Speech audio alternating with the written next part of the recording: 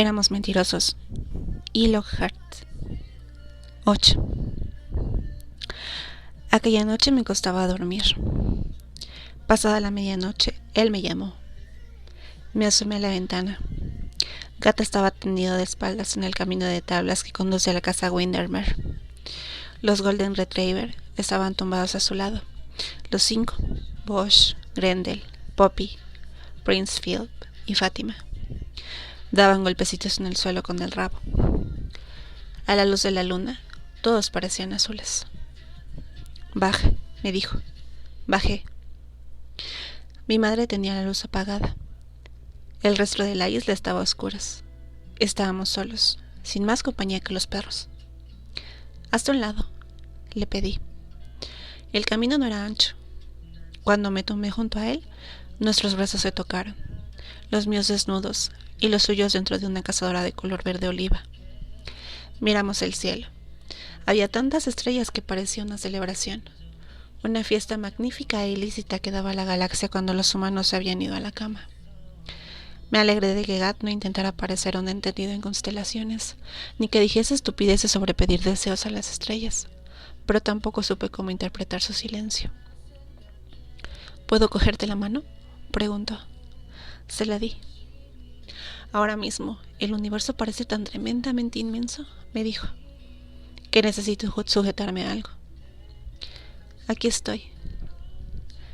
Me acarició la palma con el pulgar. Todos mis nervios se concentraron allí, sensibles a cada uno de los movimientos de su piel contra la mía. No estoy seguro de ser una buena persona, dijo al cabo de un rato. Yo tampoco lo estoy, contesté, pero hago lo que puedo. Ya. Gat se quedó callado un momento. ¿Crees en Dios? A medias. Intenté pensarlo en serio.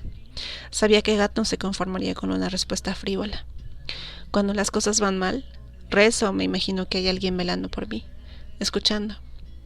Los primeros días después de que papá se marchara, por ejemplo, pensé en Dios, en busca de protección.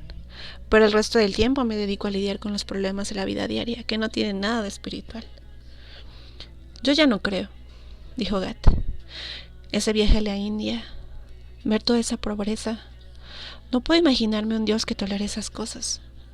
Luego volví a casa y empecé a ver la misma situación en las calles de Nueva York. Gente enferma y muriéndose de hambre en uno de los países más ricos del mundo. Es imposible. No puedo pensar que haya alguien velando por esa gente. Y eso significa que tampoco hay nadie velando por mí.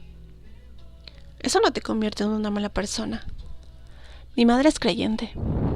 Creció en una familia budista, pero ahora va a la iglesia metodista. No está muy contenta conmigo. Gat casi nunca hablaba de su madre. No puedes creer solo porque ella te lo diga. No, la cuestión es cómo ser una buena persona si ya no creo. Nos quedamos mirando el cielo. Los perros entraron en la casa Windermere por la puerta de animales. Tienes frío, dijo Gat. Ponte mi cazadora. Aunque en realidad no tenía frío, me incorporé. Él también. Se desabrochó la cazadora verde oliva y se la quitó. Me la dio. Conservaba el calor de su cuerpo. Me venía demasiado ancha de hombros. Entonces fueron sus brazos los que pasaron a estar desnudos. Tuve ganas de besarlo allí mismo, con su cazadora puesta, pero no lo hice. Puede que él quisiera a Raquel, las fotos de su teléfono, la rosa japonesa seca dentro de un sobre. 9. A la mañana siguiente, durante el desayuno, mi madre me pidió que fuera al desván de la casa Windermere para ver si quería quedarme con algo de lo que mi papá había dejado allí. Después se desharía del resto. La casa Windermere es angular y su tejado a 2 aguas.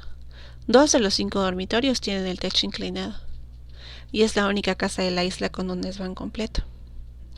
El porche es grande y la cocina moderna, renovada con unas encimeras de mármol que parecen un poco fuera de lugar. Las habitaciones son espaciosas y están llenas de perros. Gat y yo subimos al desván con unas botellas de cristal llenas de té helado y nos sentamos en el suelo. La habitación olía a madera. Por la ventana entraba un cuadro brillante de luz. Ya habíamos estado en el desván. Sin embargo, nos sentíamos como si nunca hubiéramos estado en el desván. Los libros eran lecturas de verano de papá. Solo había memorias deportivas, novelitas de misterio e intimidades sobre estrellas del rock. Todos ellos libros escritos por personas mayores de las que no había oído hablar. Gat ni siquiera los miraba, concentrado en separar los libros por colores. Un montón rojo, uno azul, uno marrón, uno blanco, uno amarillo. ¿No quieres nada para leer?, pregunté. Tal vez. ¿Qué tal Primera Base y mucho más allá? Gat se echó a reír. Negó con la cabeza. Alineó el montón azul. ¿Dejándome llevar? ¿El héroe de la pista de baile? Se rió otra vez. Luego se puso serio. ¿Ganas? ¿Qué? Cállate.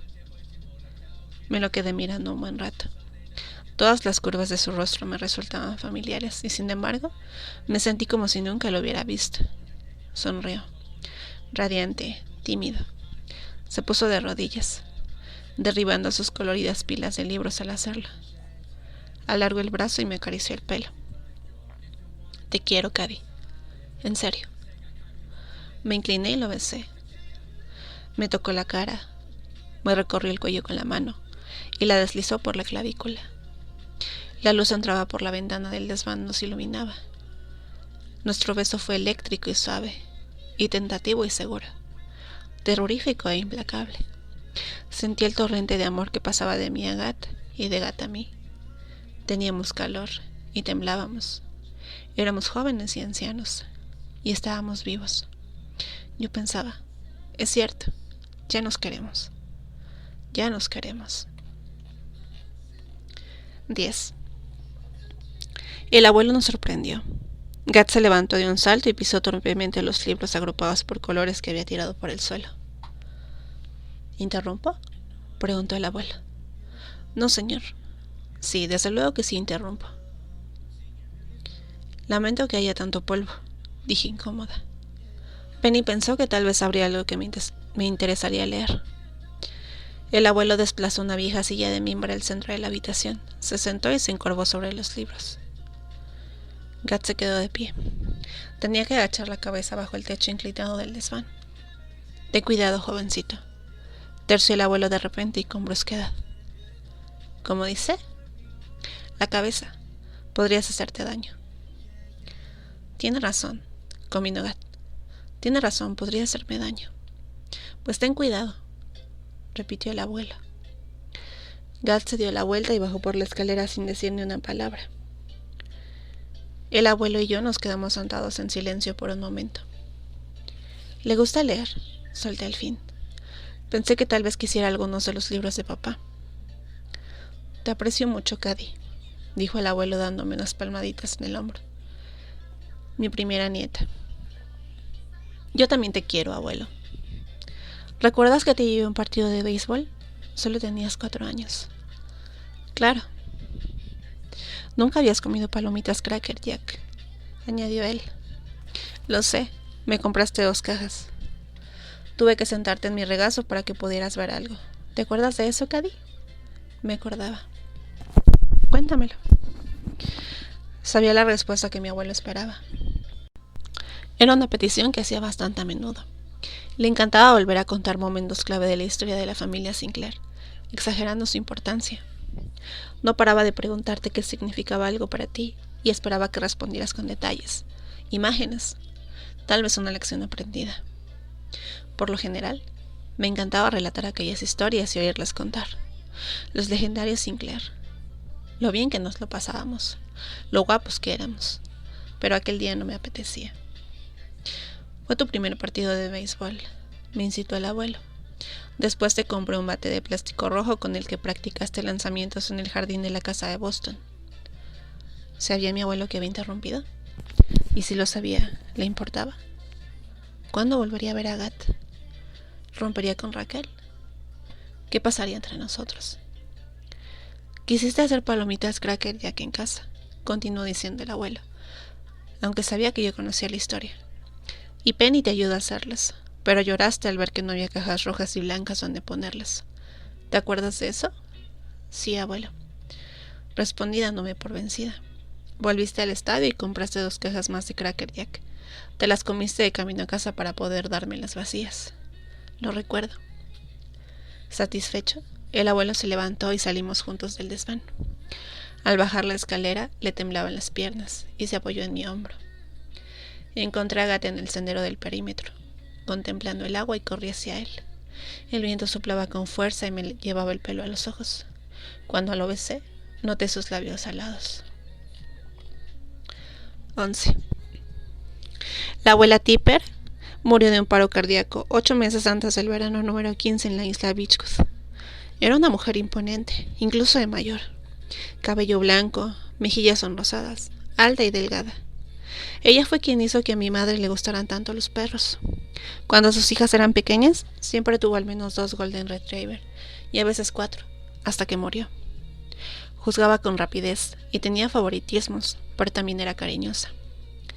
Si te levantabas temprano en la isla Beechwood cuando éramos pequeños, podías ir a Claremont y despertar a la abuela. Ella tenía masa para muffins reposando en la nevera. La vertía en unos moldes de lata y te dejaba comer todos los muffins calientes que quisieras antes de que el resto de la isla se levantara. Nos llevaba a coger bayas y nos ayudaba a hacer tarta, o lo que ella llamaba pastel hundido. Y después nos lo comíamos por la noche. En uno de sus proyectos benéficos era una fiesta anual para recaudar fondos para el Farm Institute de Martha's Vineyard. Asistíamos todos. Era al aire libre. Eran unas carpas preciosas. Los pequeños correteaban por allí vestidos con ropa de fiesta y descalzos. John y mi Rengat y yo cogíamos copas de vino escondidas y terminábamos mareados y atontados. La abuela bailaba con Johnny, luego con papá y después con el abuelo, sujetándose los bajos de la falda con la mano. Yo tenía una fotografía de la abuela en una de esas fiestas benéficas. Llevaba un vestido de noche y un cerdito en brazos. El verano número 15 en la isla Beechwood, la abuela Tipper ya no estaba. La casa Claremont parecía vacía. Es un edificio victoriano, gris de 3 pisos. Tiene una torre en lo alto y un porche que la rodea. El interior está lleno de viñetas originales de la revista New Yorker, fotografías familiares, cojines bordados, estatuillas, pisapapeles de marfil y peces disecados sobre placas. Por todas partes, en cualquier lugar, se ven los bellos objetos que Tipper y el abuelo coleccionaban. En el césped hay una mesa de jardín enorme, con espacio para 16 comensales, y a bastante distancia de allí, un columpio de neumático que cuelga sobre un arce inmenso. La abuela siempre andaba trasteando en la cocina y organizando excursiones. Cosía colchas en su cuarto de costura, y el zumbido de la máquina de coser se oía por todo el piso de abajo. Daba instrucciones a los encargados de mantenimiento, vestida con vaqueros y con los guantes de jardinería puestos. Ahora en la casa reinaba el silencio. No había libros de recetas abiertos en la encimera, ni se oía música clásica en el equipo de sonido de la cocina. Pero todas las jaboneras tenían aún el jabón preferido de la abuela. Eran sus plantas las que crecían en el jardín, sus cucharas de madera, sus servilletas de tela. Un día, cuando no había nadie en casa, entré en el cuarto de costura, de la parte trasera de la planta baja. Toqué la colección de telas de la abuela, los botones relucientes, los hilos de colores. Primero se me derritieron la cabeza y los hombros, luego las caderas y las rodillas. Poco después, era un charco que impregnaba los bonitos estampados de algodón. Empapé la colcha que la abuela dejó sin terminar y oxidé las piezas metálicas de su máquina de coser. Me convertí en una pura fuga de líquido, y lo fue durante 1 hora o 2. Mi abuela se había ido para siempre, aunque yo olía su perfume de Chanel en las telas. Mamá me encontró. Me obligó a actuar con normalidad, porque era normal, porque podía hacerlo. Me dijo que respirara y me incorporase, y le hice caso, otra vez. Mi abuela estaba preocupada por el abuelo. Mi madre estaba preocupada por el abuelo. Desde la muerte de la abuela le temblaban las piernas y tenía que agarrarse a las sillas y a las mesas para no perder el equilibrio. Era el cabeza de familia, y mi madre no quería que se desestabilizara. Quería que supiera que sus hijas y sus nietos seguían estando allí, fuertes y alegres, como siempre. Dijo que era importante, que era generoso, que era lo mejor. No había que entristecer a la gente, dijo. No hay que recordarles a las personas que han perdido. ¿Lo entiendes, Gatti? ¿Lo entiendes, Cady? El silencio es una capa protectora sobre el dolor. Lo entendí, y me las arreglé para borrar de la conversación a la abuela Tipper, del mismo modo que había borrado a mi padre, a conciencia, aunque no de buen grado, en las comidas con las tías o en el barco con el abuelo. Incluso cuando estaba a solas con mamá, me comportaba como si aquellas dos personas fundamentales no hubieran existido. Los demás Sinclair hacían lo mismo. Cuando nos reuníamos todos, no dejábamos de sonreír. Habíamos hecho lo mismo cuando Bess dejó al tío Brody, o cuando el tío William dejó a Carrie, o cuando el perro de la abuela, Peppermill, murió de cáncer. Sin embargo, Gat no lo entendió. De hecho, él había mencionado a mi padre muchas veces. Papá había encontrado en Gat un buen contrincante para jugar al ajedrez, además de un público muy bien dispuesto para sus aburridas batallitas militares, de modo que había pasado juntos algún tiempo. ¿Recuerdas cuando tu padre atrapó aquel cangrejo enorme con un cubo? Me decía Gat, o a mi madre. El año pasado, Sam me dijo que hay un equipo de pesca con mosca en el cobertizo de las lanchas. ¿Sabe dónde está? En la cena, la conversación se interrumpía de golpe cuando mencionaba a la abuela. Una vez dijo, echo de menos ver cómo se ponía de pie a la cabecera de mesa para servirnos el postre. ¿Ustedes no? Era tan típico de Tipper. Johnny estuvo hablando en voz alta sobre Wimbledon hasta que la